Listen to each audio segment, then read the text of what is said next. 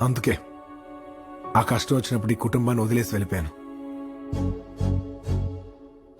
నీ మేనకోళ్ళ కోసం మన ఆస్తి ఎందుకు ఇవ్వాలని ఆయనన్నా, నా ఆస్తి నా ఇష్టం నువ్వు ఎందుకు సంతకం పెట్టట్లేదని ఆవిడన్నా ఈ సంతకం ఆగిపోయేది.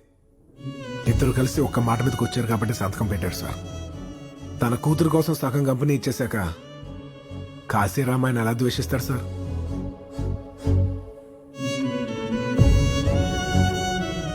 మావాడు ఒక్కసారి కోపడితే చూసి చచ్చిపోవాలన్నారు.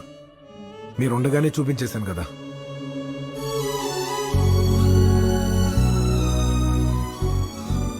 ఈ కుటుంబంతో సంబంధం లేదని చెప్పటం చాలా కష్టం అనిపించింది సార్. కానీ నేను గెలవటం కంటే మీరు కలవటం ఇంపార్టెంట్ అని ఆగిపోయాను. నేను అనుకున్నట్టు నా రాజు హ్యాపీ. రోజు వచ్చి నీ యువరాజును చూసుకో. వాల్మీకి